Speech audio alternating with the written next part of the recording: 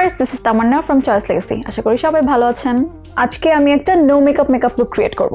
আপনারা ভাবতে পারেন আমি কেন নো মেকআপ লুক ক্রিয়েট করছি, কারণ আমার ফেসে তো অনেক স্কার্স, অনেক একনি। আমি তাদের জন্য এটা ক্রিয়েট করব যাদের ফেসে আমার মতো একনি আছে, একনি স্কার্স আছে। কারণ আমার মতো আরো অনেকে আছে যারা সিভিয়ার একনি প্রবলেম ফেস করছেন।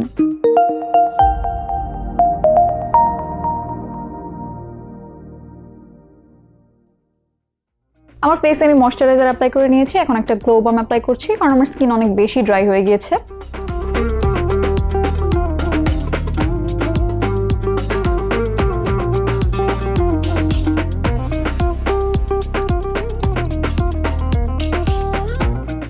মেকআপ কখনো আমাদের নেসেসিটি হওয়া উচিত না। হ্যাঁ, আমি অনেক মেকআপ করি, কিন্তু মিলিয়ন মানুষের সামনে আমি মেকআপ ছাড়া আমার এই ফেস নিয়ে যাওয়ার মতো কনফিডেন্স আমার আছে। তো শুধুমাত্র আপনার যদি ভালো লাগে মেকআপ করতে, সেক্ষেত্রে আপনি করতে পারেন। আমার ফেসে যেহেতু সামান্য রেডনেস আছে এবং আমার নেকের সাথে ম্যাচ করে না, এজন্য আমি হালকা পরিমাণে ফাউন্ডেশন অ্যাপ্লাই করে নিব। আপনাদের প্রেফারেন্স অনুযায়ী আপনারা স্কিপ করতে পারেন।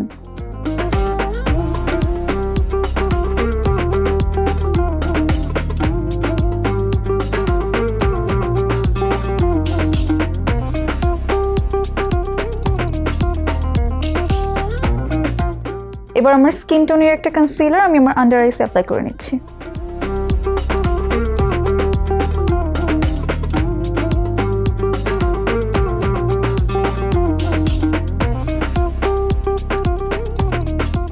চোখের ইনার কর্নারটা হাইলাইট করার জন্য আমি একটু ব্রাইটার শেডের কনসিলার ইউজ করেছি, কিন্তু খুবই সামান্য পরিমাণে।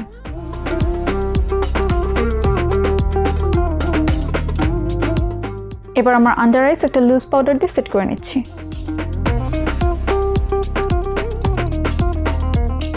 আমার স্কার্স এবং বাম্পসগুলো কিন্তু স্টিল ভিজিবল। আমি আমার এভরিডে মেকআপে এগুলো কখনোই হাইড করার ট্রাই করি না। আপনাদের প্রেফারেন্স অনুযায়ী আপনারা কনসিলার ইউজ করে নিতে পারেন। আমি আমার আইব্রোজ ব্রাশ করে নিচ্ছি। এবার মাস্কারা অ্যাপ্লাই করে নিব।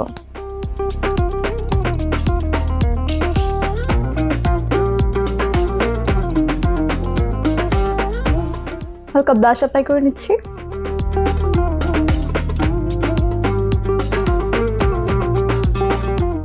লাস্টলি লিপস্টিক অ্যাপ্লাই করে নিচ্ছি।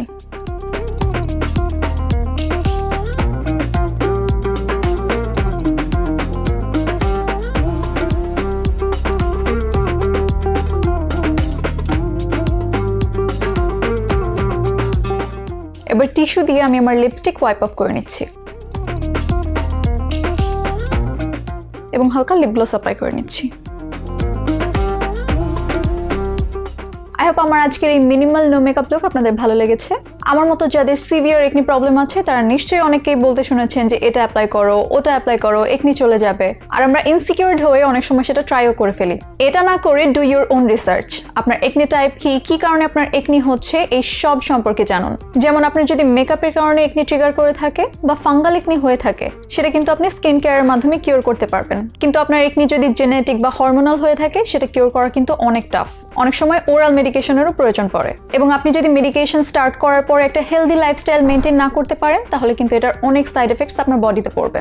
তাই আপনার একনির ধরন এবং এটা কেন হচ্ছে সে সম্পর্কে জানুন, এবং আপনি একনি ট্রিটমেন্টের জন্য রেডি কিনা সেটা নিশ্চিত হয়েই একজন বিশেষজ্ঞের পরামর্শ নিন। And lastly, try to be confident in your own skin. দেখা হবে পরবর্তী কোনো ভিডিওতে বা পরবর্তী কোনো আয়োজনে। Till then take care and bye by.